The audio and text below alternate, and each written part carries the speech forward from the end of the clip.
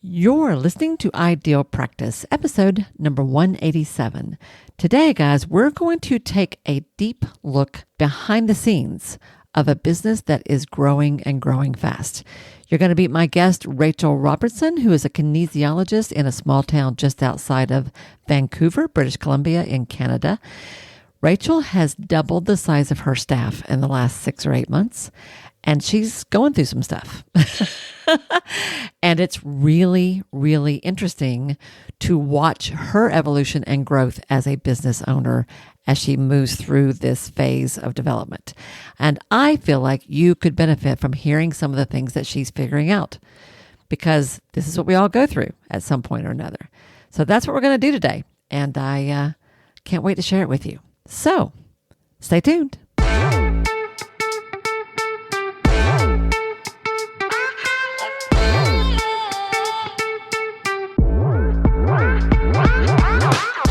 Hi, I'm Wendy Pitts-Reeves, and with over 2 decades of experience in the private practice world, I've built my 6-figure business while learning a lot of lessons the hard way.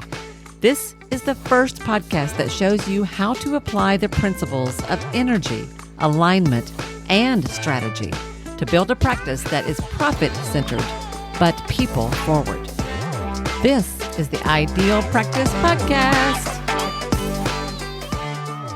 Hey guys, welcome back to another episode of the Ideal Practice Podcast. This is Wendy Pitts-Reeves, your host. And as always, I am really excited to be hanging out with you today. I'll give you a little bit of a heads up. Today's episode is a hair longer than usual. We went a little past an hour, so you might need to break this up a little bit as you're listening to it.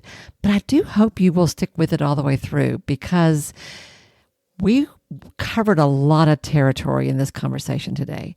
You're going to meet my guest, Rachel Robertson. Now, Rachel is a mindful movement mentor. She's a kinesiologist. She's a Pilates specialist with almost 2 decades of experience helping other people overcome physical limitations and basically teaching people how to rebuild trust in their bodies, blending science and what she calls movement artistry, which I love, to support their own recovery, especially after an injury, so that they can regain their strength in a sustainable way. She herself is a 2-time world kettlebell champion. I didn't even know such a thing existed. And she is a community wellness advocate. Today, she is coaching and teaching fellow kinesiologists and Pilates instructors through a variety of means, which you will hear about today.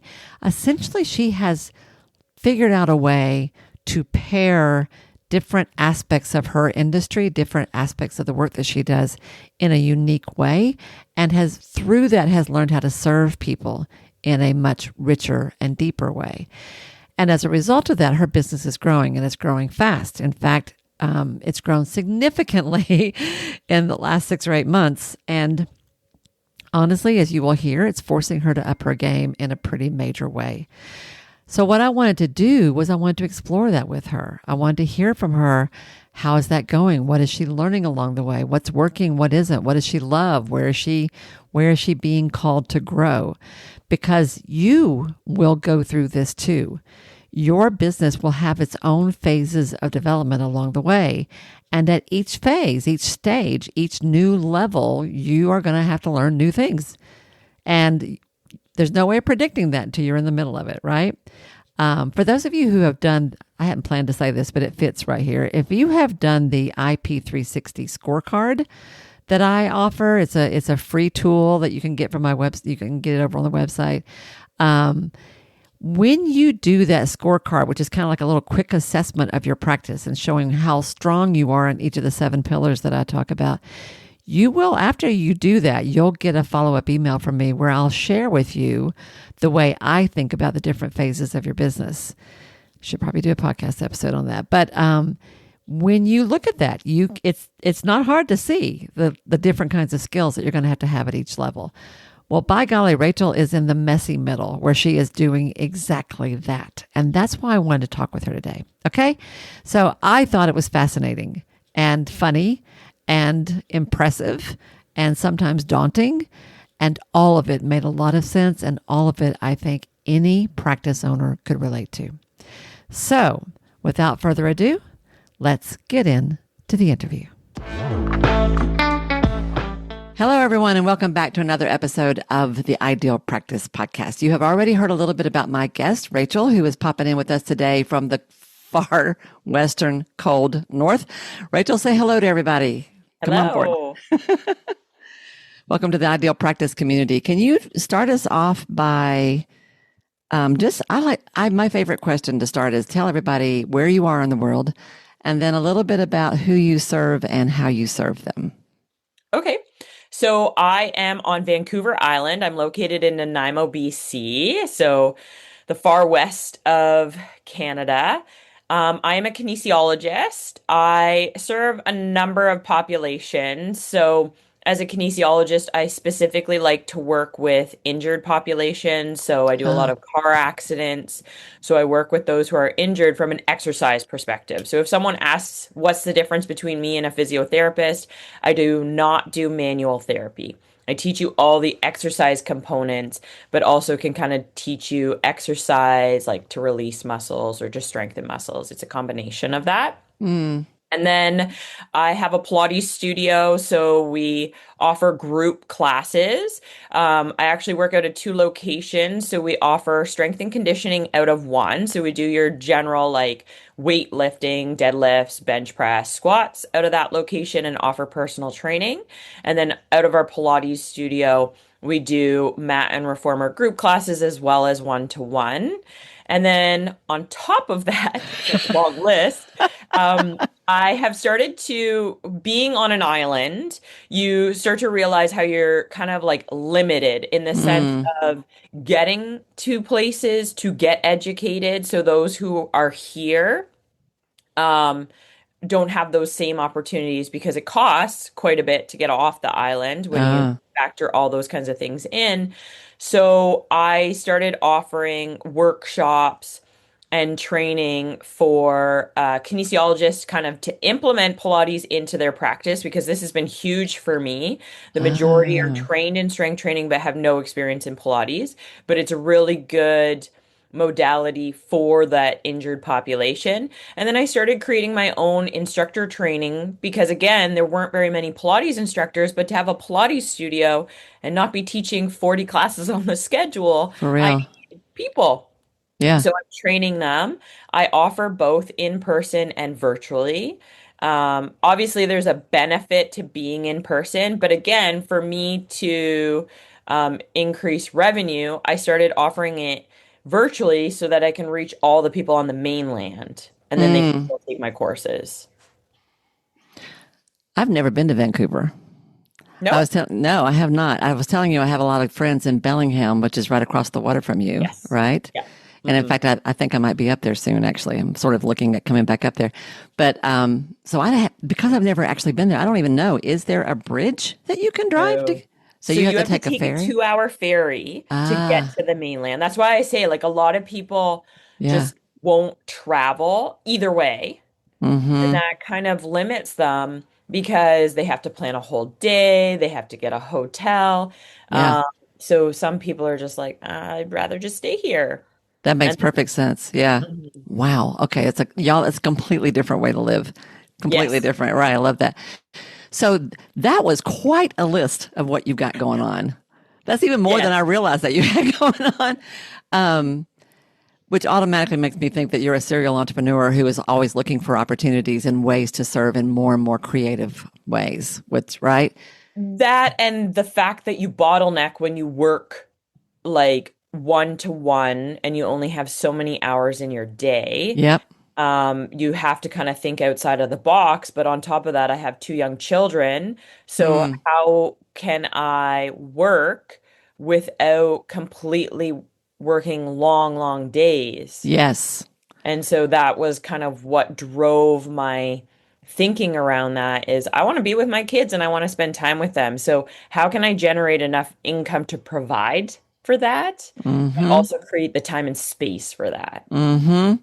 There's a ceiling that you're going to run into when you are working dollars for hours. At some point, you gotta break through that in some other way, and that's what you're doing, right? Yeah. And also, I love that you are talking about creating a business that serves you rather than you serving it, which is Hmm. that's to me that's what an ideal practice is whatever that looks like for you. And it's Uh, still a learning curve. yeah, okay, we're going to talk about that learning curve. That's what I'm super interested in with you today. But because this is an industry I don't know that much about, Hmm. I won't say this, but if you were in the same room with me, you could take a look at me and say that I'm not. You can tell that I don't work out.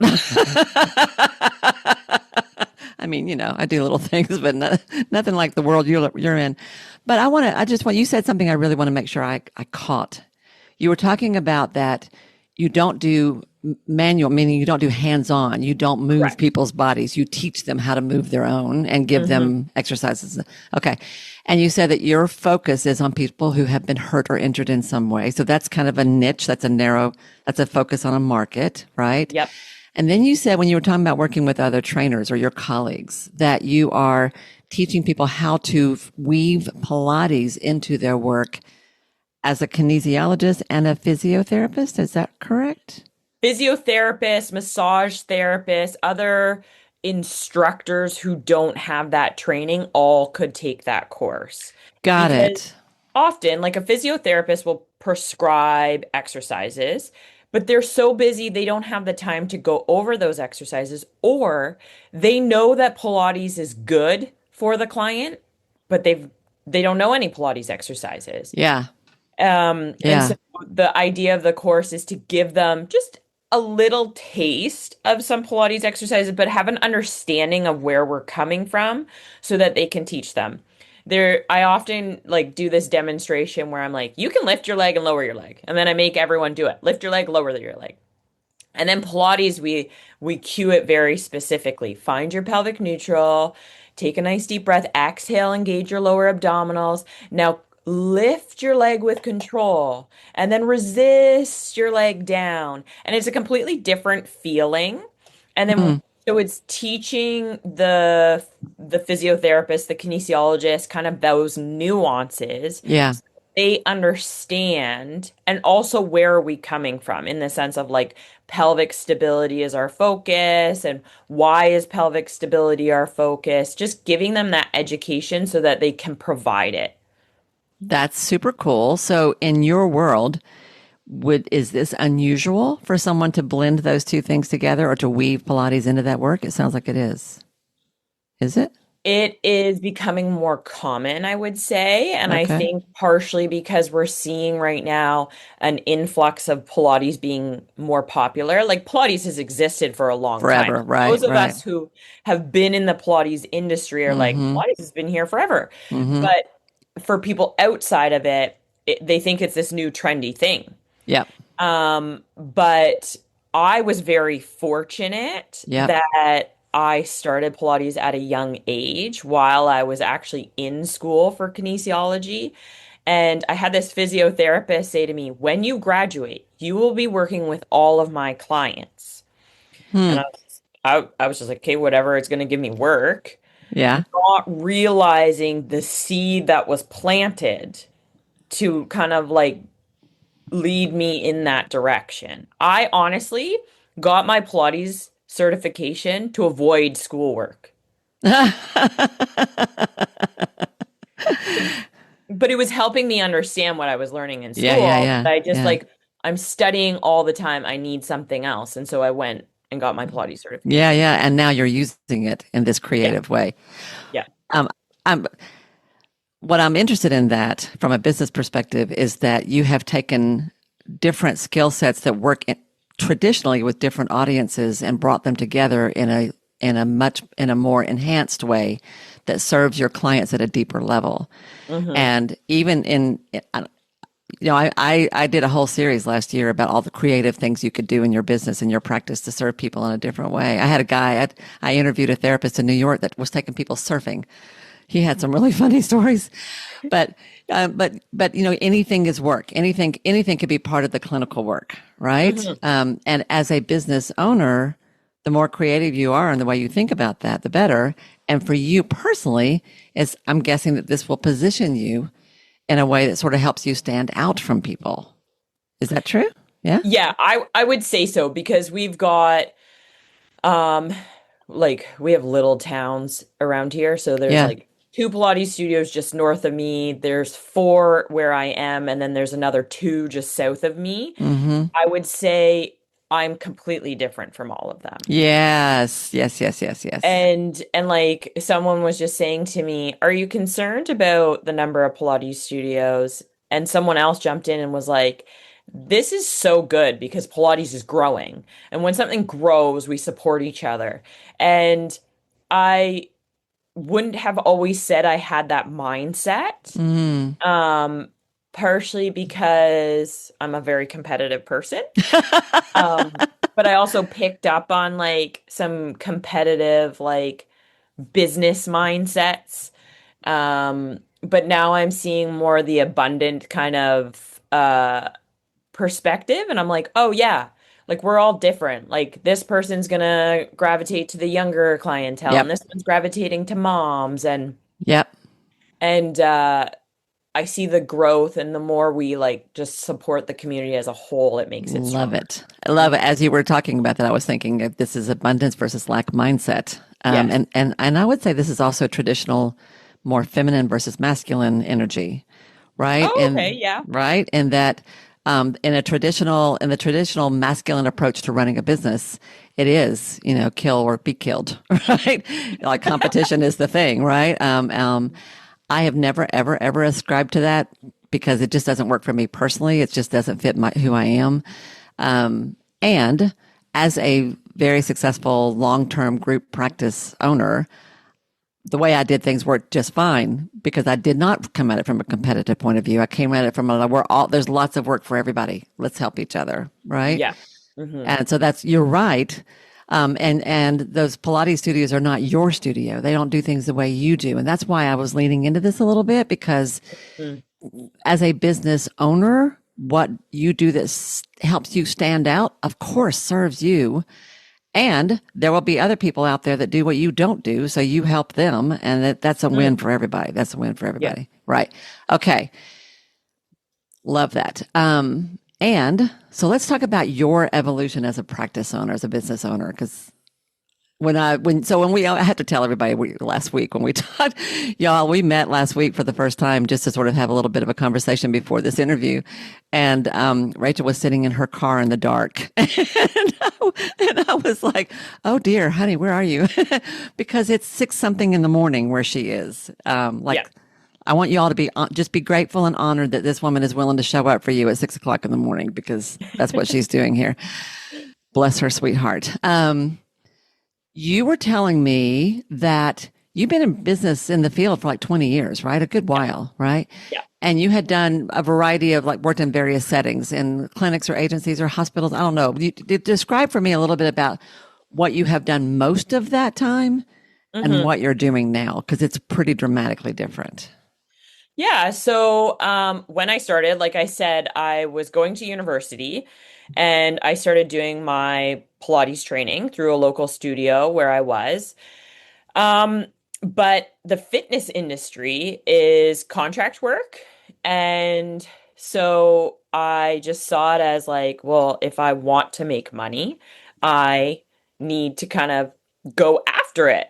I didn't expect it to be handed to me. Like there were some classes that were given to me, but minimal. And if I really wanted to make an income of this, I Yeah. need to go after it. So after I got my Pilates certification, I also got my personal training and I bought all this equipment, put it Mm. in my car, and would drive around town. So I would go to like yoga studios, gyms, and I would teach classes.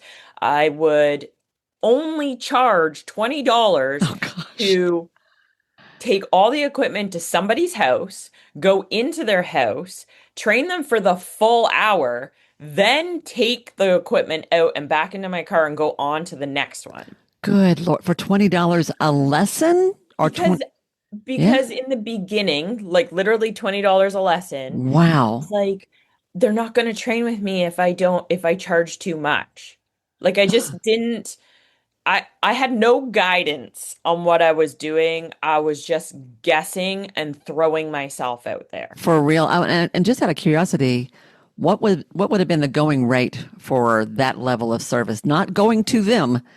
if somebody came to you, what would have been the standard rate at that time when you were doing that? Do you have any idea?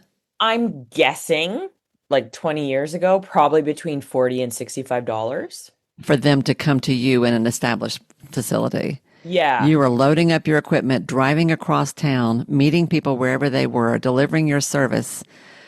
I can't even, like, that makes my heart hurt for you. Well, and just naive, right? Like no Yes. guidance. Yes, I can And relate. Yeah. when you worked at various places, they were just like, yeah, you're responsible to fill that class, Yep. Yep. right? Like the only way that class is running. So then you're also hustling to like find the people to fill those classes. Were you doing one-on-one? You were doing some one-on-one and classes, right? Yeah. So I Because was you doing go to people's houses. yeah. So I would reach out to like yoga studios, Pilates studios. I'm like, do you want a mat Pilates class on your schedule? I've got equipment. I'll bring in the mats. I'll bring in everything. Wow. Um, and that was kind of also how I got my name out there. Um, Unfortunately, the Pilates studio I was working for closed, so I ended up having like to leave anyways, and I went to another gym. And then I also had to just learn other forms of fitness because Mm. Pilates wasn't like big enough to like just thrive off that. So I had to Mm-hmm. like learn group strength training classes. Mm-hmm. I was learning all these different styles of like boxing. I got trained in yoga. I did HIIT training, BOSU training, and it was just so that I could like provide these services and fill my schedule. Wow. And were you also, I just want to make sure you were going to people's houses and working with, like if somebody was injured and couldn't get out or didn't want to and was willing to let you come, you would go to their house and work with them one-on-one as well, Yeah. correct? Yeah.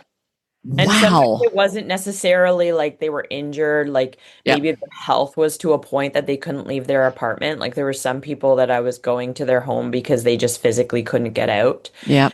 And it was physical and mental.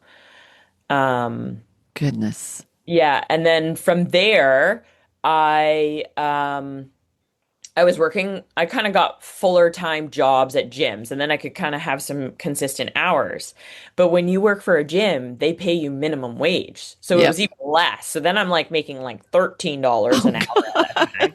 God. I'm always laughing now because minimum wage is something around $18 here in Mm. BC. And I'm like, how did I survive? Yeah. It started at 9 and I got up to 13 only because they raised it. But me and my husband, we worked together. That's how we met. And we were working literally from 5 a.m. till like 9 p.m., working split. So you'd work like the first half of the day, you'd get an hour or two in between, and then you'd go back. And he was the most popular trainer at the place we were working, and we were burning out. We were opening and closing the gym every day. Mm. And it just wasn't sustainable, Mm-mm. especially at minimum wage. Two people on minimum wage working these hours, How many days a week? 6 days a week. 6 days a The week. gym was only closed on one day. Girl. And so we were like, we're out. And we Yeah. moved to BC. He went back to school. So we moved out to BC for him to go to school. Y'all, And BC is British Columbia, just in yes, case you're not paying attention. thank you. Okay. Yeah. And at first, my mentality was just find a job. And so I found a Pilates studio and luckily got a little bit of a higher wage and just started working. But again, you become capped at how much you can make. And Yep. then if you make too much, then the taxes increase and then your wage Yep. goes down. Mm. And as a contractor, so I decided, why am I doing this for someone else? Why don't I Mm. try this for myself? I thought I would have to really hustle again to find that clientele. What I was unaware of was the work that I was doing, working all those hours, created people who really believed in me. And I'm so grateful for that. Mm. And they just followed me. You had a following. And, Yeah. Yeah. but what was challenging was I had this mindset of, well, I have to work to make all this money. So I went from like working so many hours to working so many hours just for myself. So yes, my Yep. revenue 100% increased. Yep. And I did it out of my home. We converted one bedroom in our house to a little private studio. Our garage is a gym. But I was working 15-hour days, like 6 days a week. And on that day off, me and my husband would just go to a coffee shop and hang out, and we'd both sit there and work. And Mm. then I had Because children. on that one day off, you'd have to do your billing, or you'd have to do your marketing copy, or you'd have to file your taxes, or you'd have to do your Yeah, pay your insurance. Like you'd have to do the administrative side of running a business, much less the marketing exactly. side. Got it. Yes. Yep. Yep. And so I had children, and it was hard for me at first to admit like two things. Mm. I did not want to work those hours. Yep. I was only doing it because I was shitting on myself. Mm. Two, I can't work those hours. Like somebody's got to look after the kid. I don't know what. They're not going to feed themselves. No, they're not going to feed themselves. And it made me look at things differently, right? Um, Oh yeah, things are I changing. hired staff partially because it was like, oh, I'm going to be going on maternity leave. I'll hire staff. But my oldest was born right before COVID. Ah. So she was born, and 3 months later, we were shutting down. Mm. And again, it was a big, big, like, look at this. Not only am I trying to figure it out as a mom, Yep. but because I'm a kinesiologist and my husband at the time had not done his kinesiology degree, I was considered an essential service and fitness was shut down. Ah. So I had to go back to work. Whether you wanted to or not. Just like financially, we had no income for Yeah. three Yeah. Yeah. months. And we Right. didn't even qualify for the grants that Canada was providing because we were contractors. Mm-hmm. And so again, we kind of started having to play like, how can we run this business and generate income? So I was teaching classes online. I was still seeing people in person, figuring out the whole like doing services through virtual because we were, as kinesiologists, we got told we couldn't use Zoom. So it was like, Really? okay, Oh, yeah, because for a period of time because of the yep. safety. Yep. So it was just kind of like trying to figure out those nuances. Yeah. And in that time, that's when I started, one, I wanted to have a better understanding of like what my body was going through personally.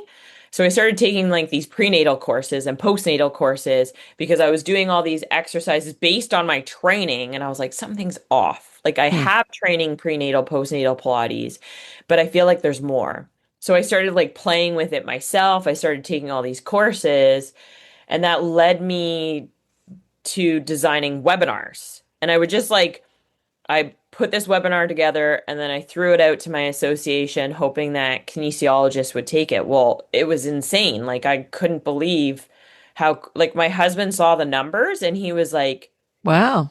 you, he's like, you got to keep doing this. Okay. So all of us were learning how to do things online during that period of Mhm. time, right? Like overnight, we had to Yeah. do that for so many. I did too. And I was coaching. I remember I was coaching a yoga instructor at the time who had never done anything with a computer and had to learn how to teach classes online. And it went really well for her once she figured it out. But in your case, so you were going, not to mention being a mother of a newborn and all that that entailed, you were figuring out for yourself what you needed. And then you started like, oh, there's something to this. You started teaching it and you created webinars and offered them like to your professional association or just to your personal. Exactly. Okay. And you were charging for them, right? Were you Yes. charging for them? Okay. So you were right off. Look at you. That's awesome. So right off the Thank bat, you. you started creating your own online courses, your first online courses, Yeah. and they were a hit. Yeah. Why do you think they were a hit? What? Because that doesn't happen for everybody. Like, I think it was partially the topic because just as kinesiologists, we weren't like I picked a population. And I was like, how do you deal with this population? So I did the prenatal, and then the prenatal went so well, and then I did the postnatal. I didn't just do the webinar, I also offered an exercise program. So what I found interesting, hmm, the webinar was how to deal with the population in the sense of like being aware of contraindications, how to like just interact because unless you have been pregnant, it's hard to work with that population. I say that from experience. When I first did my Pilates training, somehow I was a 21-year-old teaching pregnant women, Yep. and I had never been pregnant. I was the only one at the studio who had never been pregnant, but I was the one teaching the class. Okay.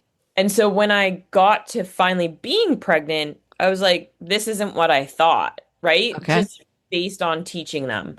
So part of the webinar was kind of having that communication in the sense of we don't know what someone else is going through. Mm-hmm. Even Mm-hmm. though I have been pregnant Mm-hmm. twice, it does not mean my pregnancy journey is the same as someone else's because there Yep. are so many different avenues that pregnancy can go. Yep. Yep. And so also educating like the practitioners on different things that can occur, right? And why they could or could not exercise, and also how should they modify exercise. Okay. So what I found interesting was people are like, I want specific exercises, but it's not about the specific exercise. It's how you're putting people through exercise. Are you being empathetic to the person in the sense like, their hormones are completely changing and now they're not sleeping all night long and they're like wide awake and they're wired. And Yep. then it comes to the daytime and they're like completely crashing. Yep. Or are having a separation in their stomach. What do you need to look for? Yep. How do you help them like maintain that so it doesn't get worse? And then there is some like nuance in the sense of like these exercises are good for it. But it's more the knowledge and then taking it and learning how to implement it. It's not about specific exercises. It's like implementing it into your work. There's so much to what you're saying. I'm going to highlight this a little bit if you don't mind. Mhm.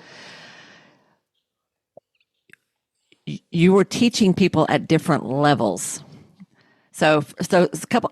Just want to point out a couple things, y'all who are listening, like tune into this and notice a couple. I want you to learn from this what Rachel's doing that is working. First of all, she identified a very, very small market, a very, very niche prenatal that she could relate to, that she had learned from her own experience, that she understood in a way that she had not understood before. So first, she zoomed in on a very small group.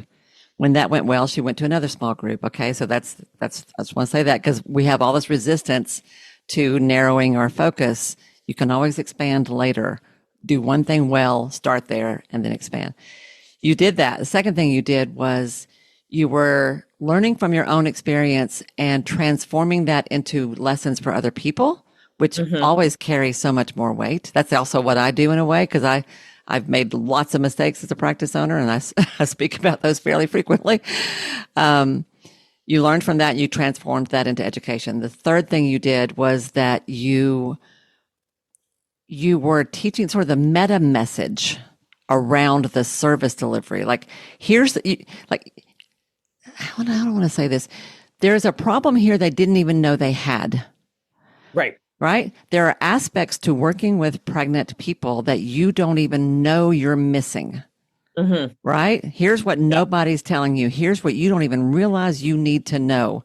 So you were identifying and then educating them about a problem they didn't even know they had, which is huge and tricky because people aren't always open to learning about a problem they didn't know they had. But that's Right. quite a hook. That's quite a hook.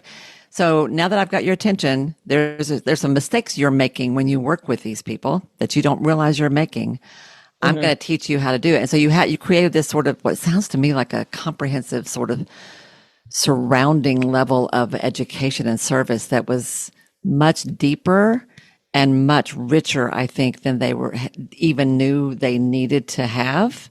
Right. Right. And then once they got it, I am missing all that. Oh, well, now what do I do? Oh, well, I can give you some exercises. But even then, there are layers to this you need to understand, right? Yes. Yeah. There's so Yeah. much depth to what you were doing with this, but I'm not hearing that you were blowing them out of the water or fire hosing them with massive amounts of information.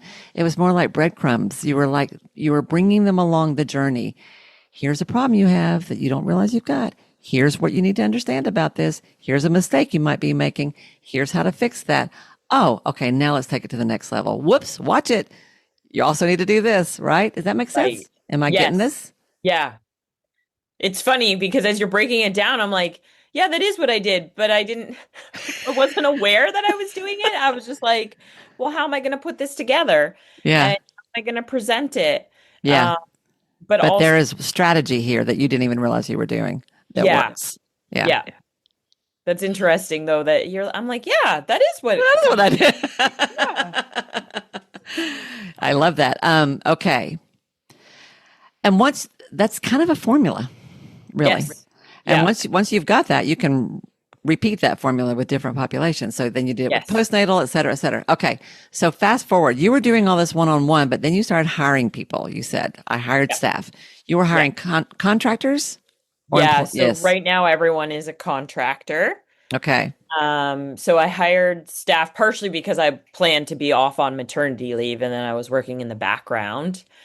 Um, so that kind of sustained for 4 years. Okay. So tell me Uh, about that. You were hiring people to serve your clients because you were going to be out, right? yeah, like I was Originally? still seeing people, but I was just seeing them at a lesser capacity and then Hmm. having someone still offer those services so that it would still be available and I could be more present for my kids. And just out of curiosity, were you paying them a flat rate, a percentage, an hourly? Like how did you manage what was the structure of that? It's a flat rate. Okay. Um, and I'm like in the progress. That's why I'm like hesitating. I'm like in the progress of looking at different ways. Yeah. Yeah. So, like a lot of this, the way I've structured my business is based on how I had jobs Yeah. at various places. Like, I was an employee when I worked for a clinic, but I was a subcontractor every time I worked as a Pilates instructor. Um, and so I'm trying to figure out because I don't like the way the fitness industry runs because Mm, it creates some barriers. So, one, when you have a flat rate, how do you motivate your staff to yeah.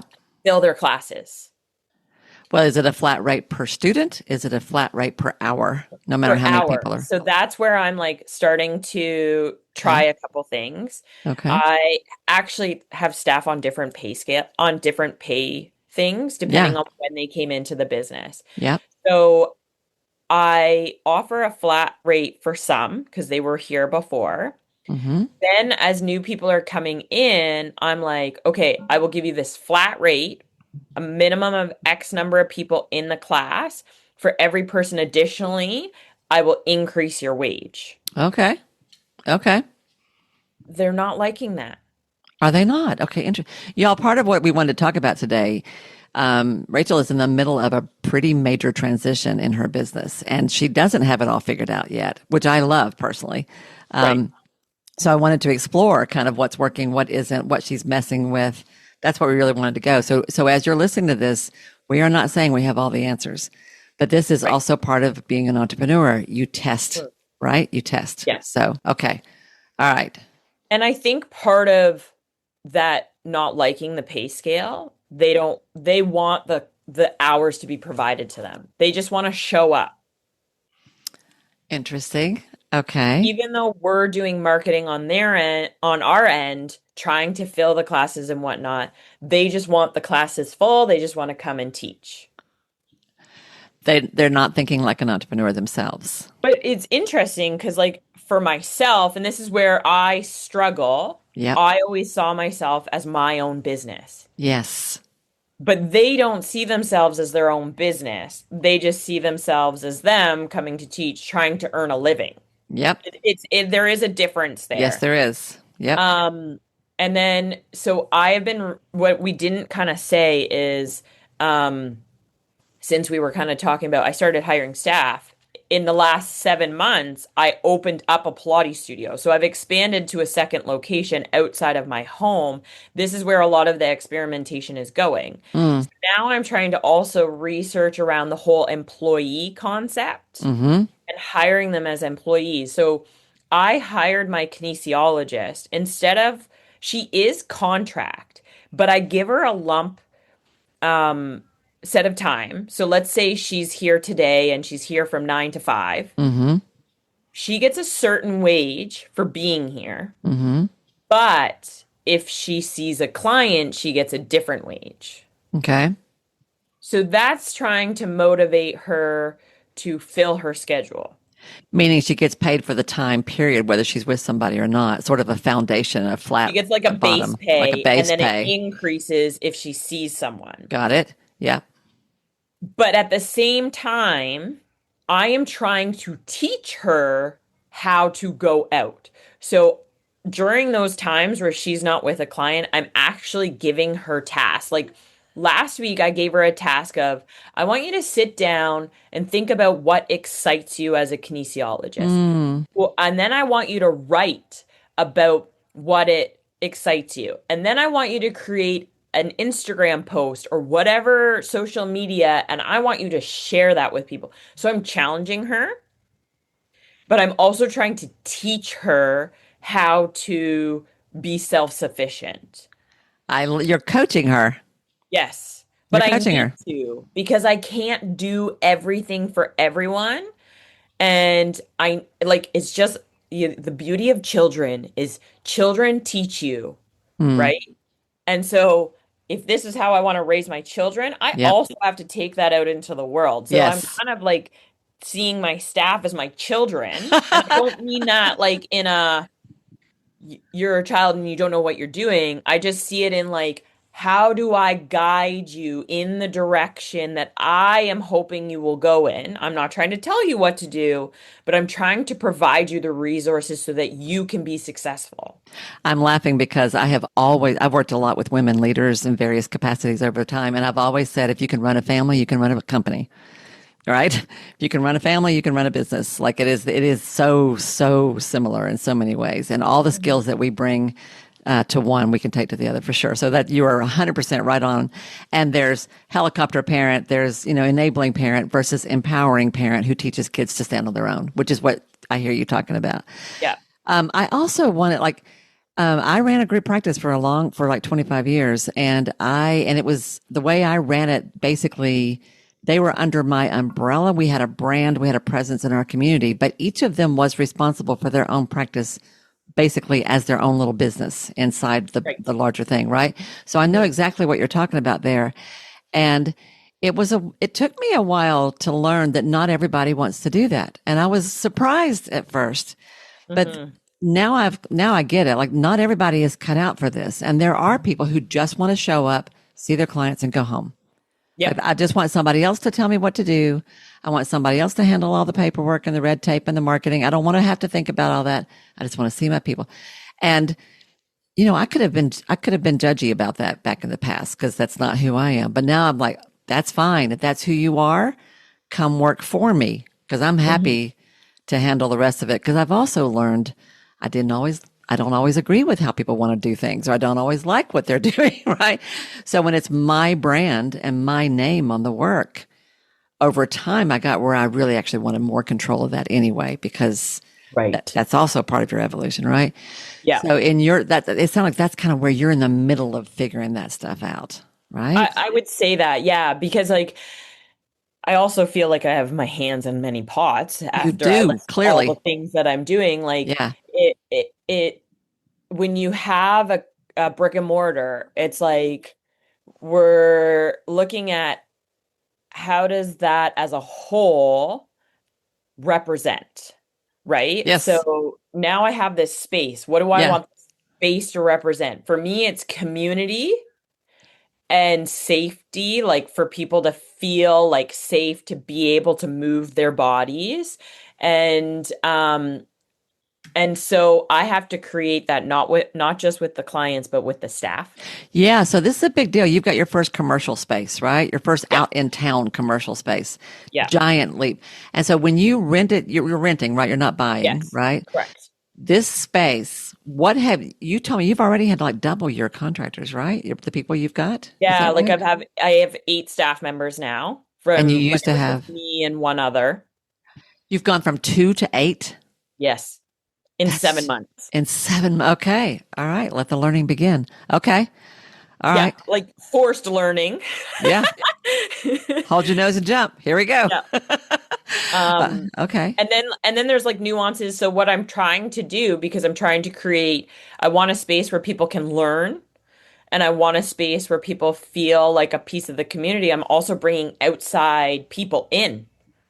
You So mean like next practitioners? month, pardon? Practitioners, people to deliver service. Yeah, so Okay. like next month I've got a counselor who's going to run like a workshop about like how our emotions affect movement. Cool. Okay. Yeah. And then I've been in talks with like just having a physiotherapist come in and maybe talk about pelvic floor or menopause, because when we take care of ourselves, it affects our movement. Yep. So to educate my clients, but also to create community, and not only just community in this space, community with people in my town. Yeah. Yeah. So you were talking about how you wanted to create. I love that. So you, again, this is what you do though, Rachel. This is what you do. You take one thing and then you deepen it, enhance it, enrich it, add to it, fill it up. It's Right. like you don't just have the turkey in the middle of the table. You are fixing all the things around the side that make it a full meal. Right? Um, and I love that. That's a great way to enhance the service that you offer to your people, and it will make you stand out in the community. It is I love it. I love all of this. But you also, let's go back to what you said a minute ago. You've gone from 2 people to 8 in Mm-hmm. 7 months, right? So all of a sudden you have had to really up your game in a big way. Oh So yeah, in a big yeah, way. big way. So talk to me about that. Like what's that been like for you? What have been some of the things that have startled you or surprised you? What have been some of the things that have delighted you? That's awesome. Tell us a little bit about what this has been like, because it sounds like growing a business on steroids. Probably. Um, so what's been interesting is outgrowing people, which is a little bit painful as well. Like I hired an admin when I was in the planning phase. So I hired a VA with the intent that they would come in person once the space was open and going. Yep. Great. And in the beginning, it was working great. But that VA, when the studio was here, at first it seemed okay, but as the studio was quickly growing, she couldn't keep up. Okay. And I unfortunately had to make the decision to let them go because I I was noticing things like changes in work, but even in themselves. Like they were coming to work disheveled, and Oh, I was kind of like, what's going on? And I just asked from like a compassionate yeah. place. I'm like, are you doing okay? Like, Yeah. is this too much? And they were like, yeah, but I don't want to tell you. Okay. And so I was like, okay, I need to obviously back down the amount of work you're going to do. Let's focus on you just doing these tasks, Yep. and I'll find someone else. Okay. Um, and then eventually I like weaned her out. Yep. But it was just like the in-person was not for her. It overwhelmed her. Like she Mm-hmm. obviously does better as a VA. Mm-hmm. Um, and that's the other nuances. So like I've had an expo where I had a table, I had a grand opening, and you see who can manage those things and who can't. So when I had my grand opening, I saw how people kind of shut down, and I really needed to like be on You're talking about your the contractors. staff. So you're having a grand opening. Was that kind of like an open house of sorts? Yes. Yeah, Okay. yeah, we just kind of like celebrated that the studio was here, kind of Yep. trying to get it out into the community. So kind of a Uh, mix and mingle. So you're inviting the public to come and see the space, and you've got probably, I don't know, champagne and snacks or something like that, right? exactly. And you expect your staff to greet people, welcome people, show them around the place, give them a And we little were doing tour. like reformer intro, so like teaching them on the machine, and I think it was a little overwhelming for some of them. Okay. Um, Okay. And then so had a little bit of staff turnover, and then I You had the lost expo. people from that. You lost people. No. I didn't lose. I wouldn't say lose. I would just Okay. say like that's kind of about the timing that I had to let my admin go. Got it. Okay. Um, but I brought in a new admin, and now I've hired my kinesiologist. They just went to the expo with me, Okay. and also my personal trainer went with me, and the three of them rocked it.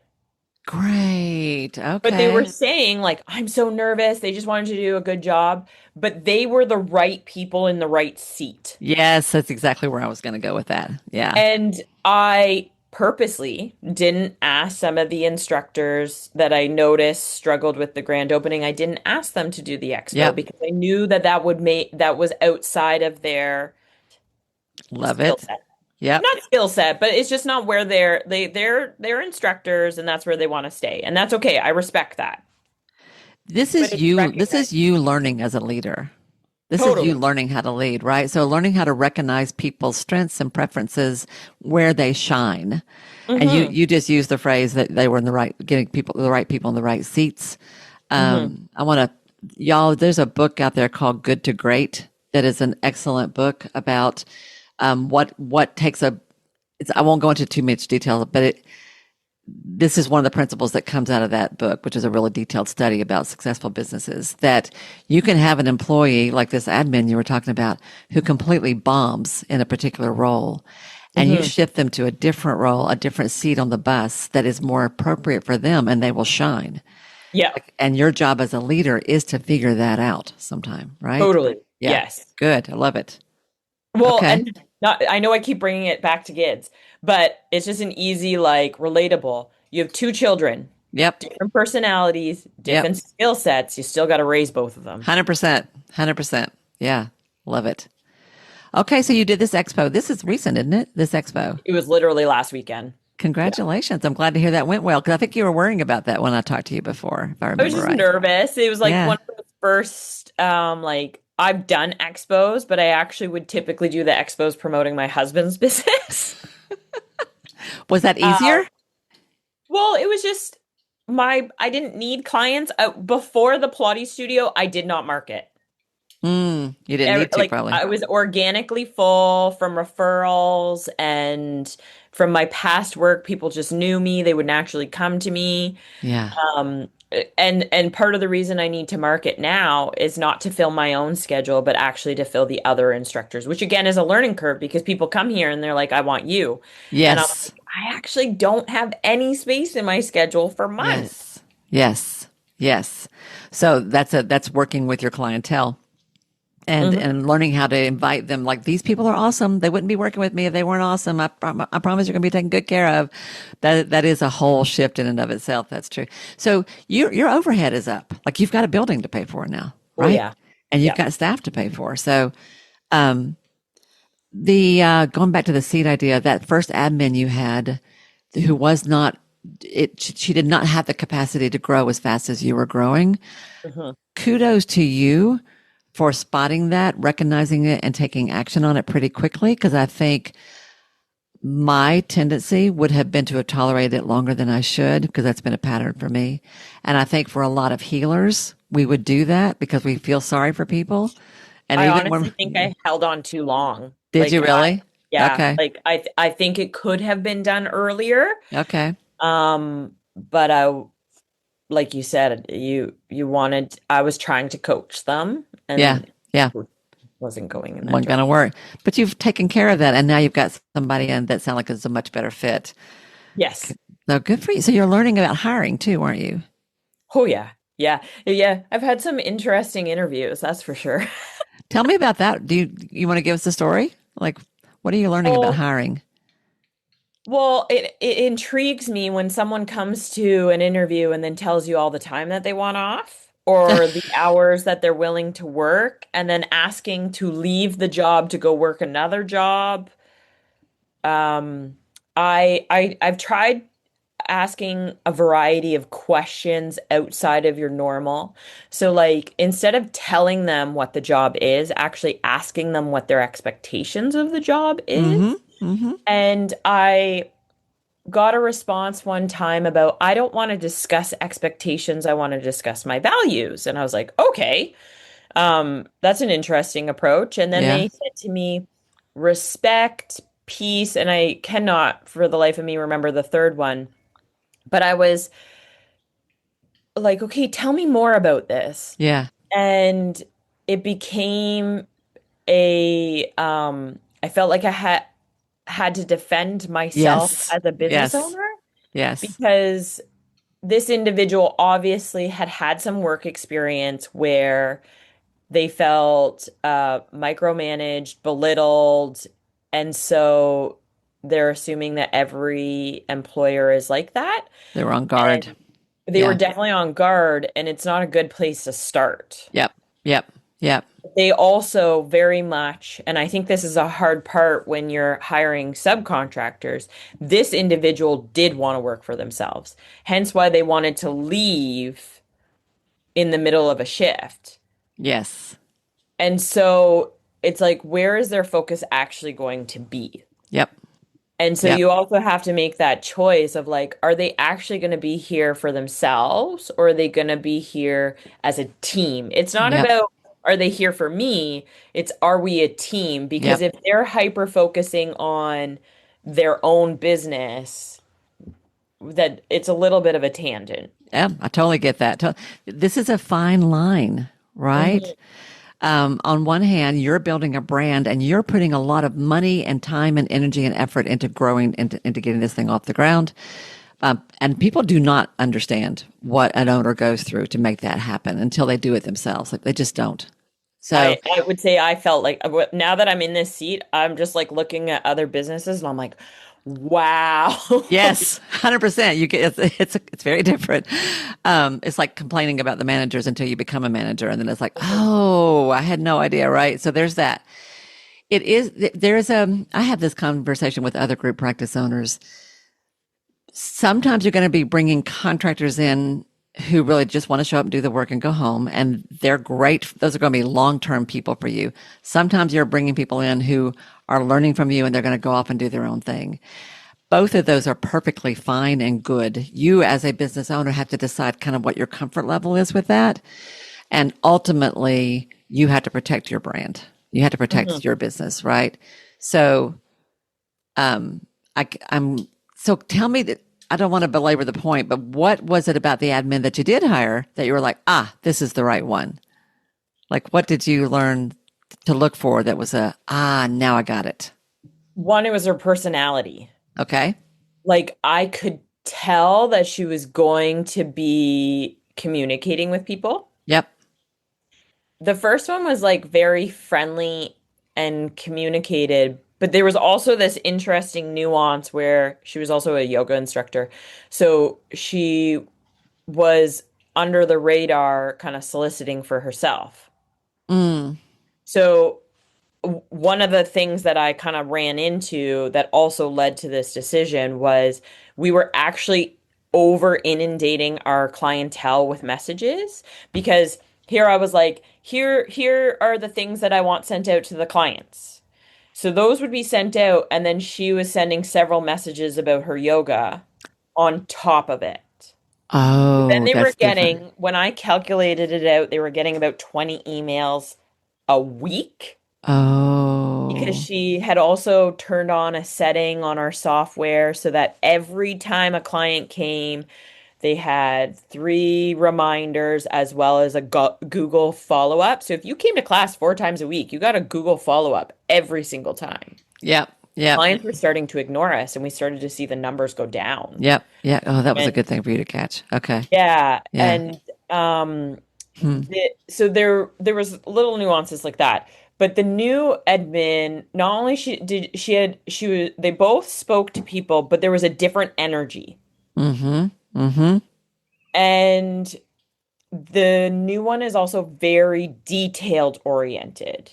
Mm-hmm. So when I trained her, she's sitting here making notes. The first one made no notes.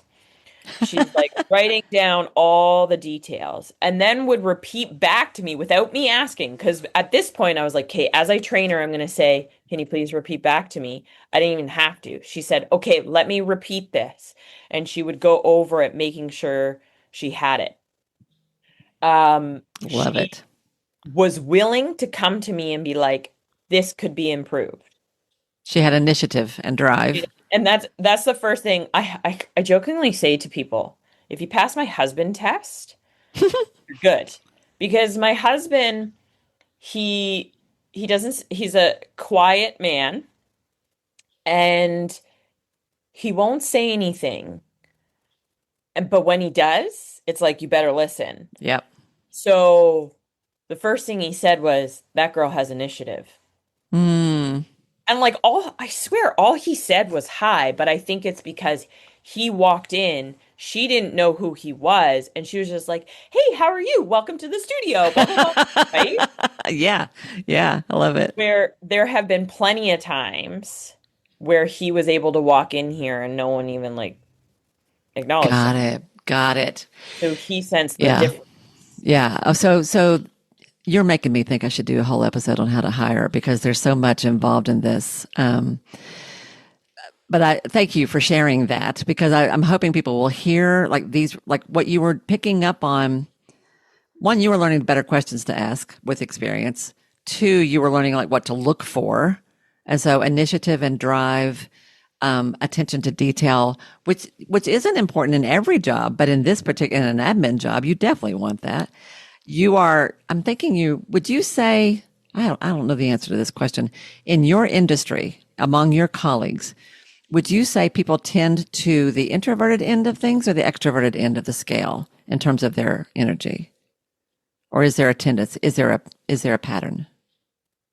I think in my industry, lots of people behave extrovertedly, but Yeah. are not necessarily. And I follow into that Yep. category. My husband falls into that category where we know to put ourselves on, Yep. Yep. and we definitely need to go like and recharge. 100%. So it's like functional extroversion. Like when you got to, you got to.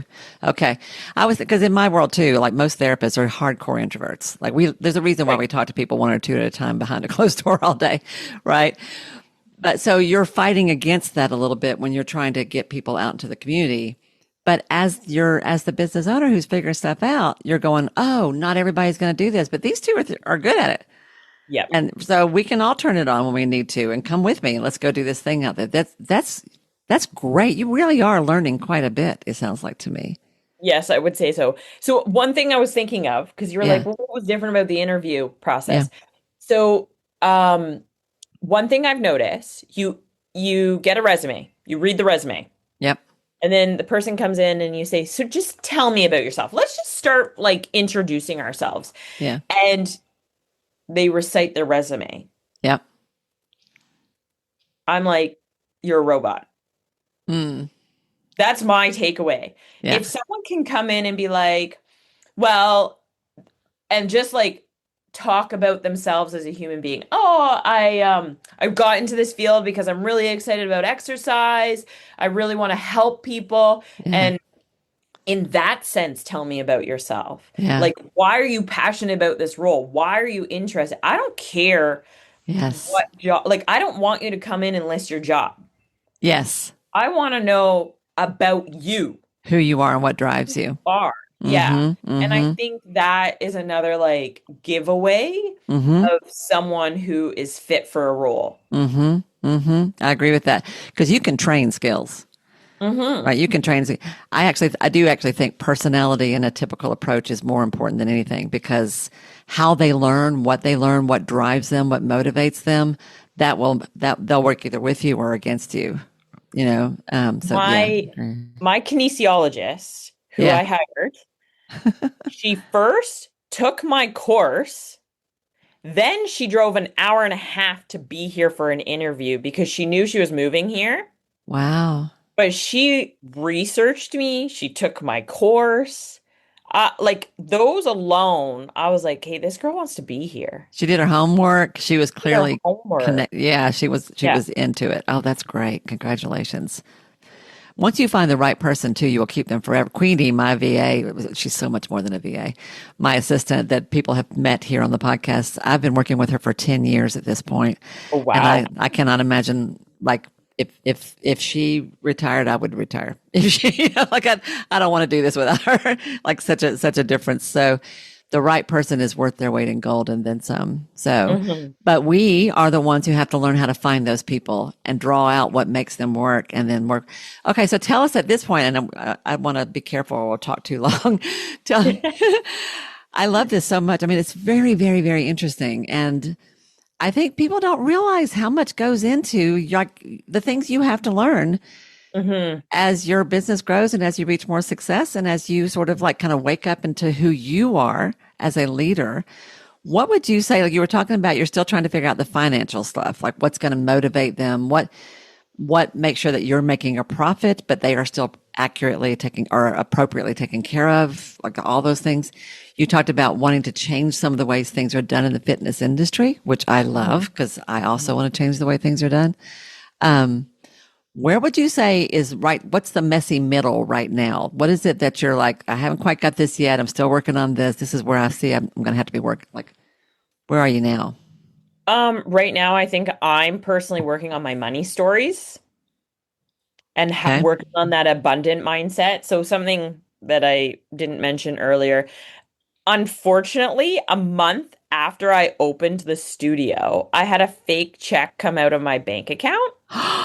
Oh no. And that was very challenging to get my bank to react. Like I had to report it 4 times before I had to deal with Is it. it identity theft? Like somebody has like Um, a bad check. Somebody passed a bad check. so what it was like they made a check and then it just had the right numbers on the bottom so that when they deposited they could withdraw it. Oh my gosh. And the crazy piece of it, it literally was made out for $1, but they actually got $120. Okay. So I dealt with that. That took about 3 months to deal with. Good Lord. And then I started getting bank withdrawals from another account. And when I reported it to the bank again, they were like, yep, you're paying that business. I'm like, no, no, no, no. I don't have an account with that business. I am not paying that account. That business is withdrawing. So again, I took 3 months to deal with it. I had Wow. to make my husband my power attorney on the account Wow. because I was missing too much work. So it's every time I sit down and do payroll or any banking, I have this insane amount of I anxiety right bet. now. Yeah. Yeah. And so I really have to work on my money stories Mm. in the sense that it has one, the way the fitness industry works, as well as like I started at $20 Yeah. and now I'm charging like $140. And so it's, I think some like deep rooted stories of my value and my worth are kind of integrated into that. And then here Mm-hmm. I am trying to, I also see staff money stories. Mm-hmm. Yep. Like every admin that I have, when they have to take payments, there's hesitation. I'm like, just bill it. Like the client has been here. Um, and Good. Yeah. so Yeah. This is good. Yeah. it's like as I have trained every single admin, Yep. when they have to like take clients' payments, there's hesitation. Like there was a point, so again, back to that first admin, Mm. uh, she wasn't taking any payments. No money was going into the bank account. Good And Lord. then I looked at the accounts receivable and I'm like, whoa. Oh gosh. And it was like, and I had to say to them, you got to remember that that money is paying for your time. So if it's not Oh my there, gosh, Lord, y'all, this is such a great lesson. Those of you who are listening, I want you to notice this because y'all know me. You know, I preach about money all the time and about owning your value and standing in your authority as an expert. And that money is an energy exchange between you and your clients. And that I've talked ad nauseum about money as a therapeutic issue, that when we avoid it or deny it, don't talk to our clients about it, that we are making our discomfort their discomfort because they're thinking about it. So when those people come to your class or come work with your trainers and they don't pay, there's a part of them that's like, at some point, they're going to hit me up for this. I know I owe them for this, right? And it Hmm. becomes this energy drain on the relationship. It is Hmm. not good for anybody. And avoiding it just compounds the problem. It does not serve your clients. It does not serve you. But what you're highlighting, Rachel, that's new is that you as the business owner set the tone for this for your people, whether it's Hmm. your assistants, whether it's your administrative staff, or whether it's your clinicians or your providers, your practitioners. And they need to be as comfortable with it as you are. And you Hmm. better be, I love this, right? This is such a powerful lesson. You better be on the lookout for ways that this is impacting your business that you don't know about. So, Constantly, right? constantly. So what the other thing that you've done today there've been several stories you've told where I'm thinking this is how as a leader you can set up a system, get the right people in place, but you can never ever stop paying attention. You delegate how something works. You set up systems, but you do not abdicate your responsibility as the owner to pay attention and to check how things are going. And this particular lesson, I'm just thinking about all the group practices. In my world, group practices are springing up like dandelions, like they're everywhere. And there's this whole, I see lots of folks who are relatively new to the field who are launching group practices with interns and people who are pre-licensed, right? Like that's sort of taking off. And, kudos for them. But if you're uncomfortable getting paid, there's a really good chance that your staff are also not having, because those people who just show up and just want to see clients and go home, they also don't want to talk about the account. Right. They You just want know? to know that it's dealt with. Yeah, I want you to handle Yeah. it. I don't want to handle it. And I would say, as the practitioner who is delivering the service, even if it's not your business, even if you're working in somebody else's, it is still your responsibility to make sure that the accounts are being taken care of. Yeah. We all own mutual responsibility. This is huge. I'm so glad you brought that up. And I hope people are listening, like tune into this because I'm thinking this is a hidden problem that a lot of group practice owners may not know they even have. I I'm constantly listening to things because how else do you learn? You're a learner. You're also a lifelong learner. That's obvious. Yeah. And I already knew this, but they said like one of the biggest things about businesses struggling for money is that Yeah. they just don't balance their accounts. And I'm like, okay, that's one thing I know I have always been on. I Yep. have always made sure the accounts are balanced. And I'm glad that that's a skill that I've put time and energy in Yep. because that's why I am where I am. Yep. And so if anyone can take a takeaway is like make sure your account like once a week I check my accounts receivable. Where are they sitting at? Why is this one not balancing? Oh, because the insurance company isn't paying. Okay, I need to reach out to the insurance company. Like Yep. I know I actually have that today. I need to reach out to the insurance company because they're not paying for a certain client for some reason. Okay, let's Yes. go. Yes. In my world, people hire billing clerks to handle that for them, somebody to handle the billing for them. And story after just this week, I was coaching somebody actually in your area. I was just coaching somebody who she's got like a $17,000 accounts receivable floating out there because the billing service that she's hired has not been going after the way they should be. Like Right. $17,000 that should be in her account Mm-hmm. for services she's already delivered that she is Yep. owed that money.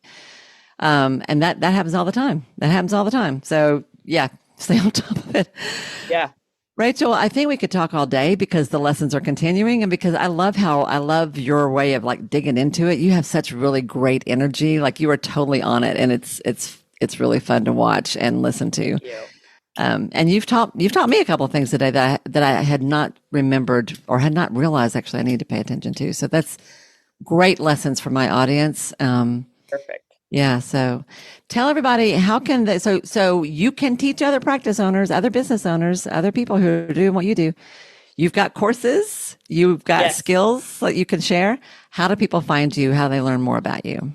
Yeah, so my company is called Return to Form. So we've got the prenatal, postnatal webinars that people can just purchase, and then they'll automatically get sent the content. I am running my clinical Pilates workshop coming up later in the month. And then I work with people one-on-one, and it can be done virtually or in person. And then obviously for people who are in my area, they can attend the studio as well. And I Awesome. actually have on my to-do list of workshop creation is actually like a cash flow webinar for healthcare professionals. So if you're interested, just send me a note so that it drives me in that direction to complete it and put it Yeah. out. Excellent. Awesome. So return to form.com. .ca. .ca for Canada. Return to Correct. form.ca. I will have that in the show notes below. Y'all go dig into this because she's got a lot. Clearly, she's got a lot to offer, and I hope you will find whichever aspect of her service suits you to go, because you can learn a lot from this woman. Obviously, you can see that Thank you. even at dark 30. Yeah. Well, Rachel, thank you for today. Thank you for your time. Thank you for getting up at the crack of dawn. Although you tell me you do this anyway, but still talk about being on. I think this is really above and beyond. I like to close an episode by asking folks, is there anything that I have not asked you, anything we haven't covered, anything that I have forgotten or that you just feel called to share that you feel like would make this conversation complete? I think that one thing we didn't talk about, because I specialize in exercise, is the benefit for movement. Not necessarily exercise, but movement. So, depending on the type of healthcare professional or business owner that this person is, movement breaks. Take a break, go for a walk, maybe move around in your space and do something. My breathwork coach always says to me, "Are you doing your vitamins?" And what she means by that is like the little day-to-day things that you do to take care of yourself so you show up the way you want. So for me, it's meditation, it's journaling, it's movement. And I think that as a business owner is super, super important. The more you take care of yourself, the better you'll show up. 100%. The more you take care of yourself, the better you'll show up. I love that. You're absolutely right. And when you run a business or you run you've got a team, you've got 1,000, like you have 1,000 things calling on you at all time and 2 little ones. That's the first thing that goes out the window is movement, It's right? easy, to go out the window. Yeah. So thank you for that. That's really, really, really good advice and a great way to end. All right, everybody. I hope you guys have enjoyed this as much as I have. I hope you're paying attention and that you will listen to it again if you need to, because we dug deep into a lot of things here today. It's not the kind of thing that a high level overview will do. Like, go back and take some notes. Listen to this because there's some really good stuff here for you, and it will help you be more effective in your own ideal practice. Thanks everyone for being here. Have a great week, and I will see you again next week right here, same bat time on Ideal Practice. Bye now. Hey y'all, if this program has become important to you, if Ideal Practice matters, it would mean so much to me if you'd be willing to take just a minute to do 1 or 2 of the following things. First of all, would you follow or subscribe to the show here at Ideal Practice? Following me helps you because you'll never miss an episode, but it helps me as well for all kinds of reasons. To do that, all you have to do is go to the show page for Ideal Practice on Apple Podcasts or Spotify or wherever you listen to podcasts.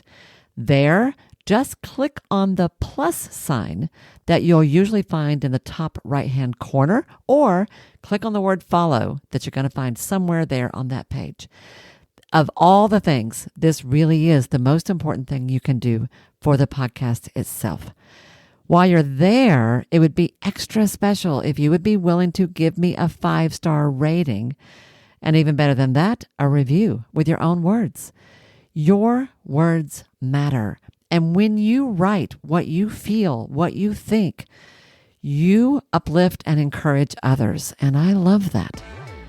If you want to go a step further than that, take your favorite episode or 2, one of the ones that has meant a lot to you, and share it with a friend.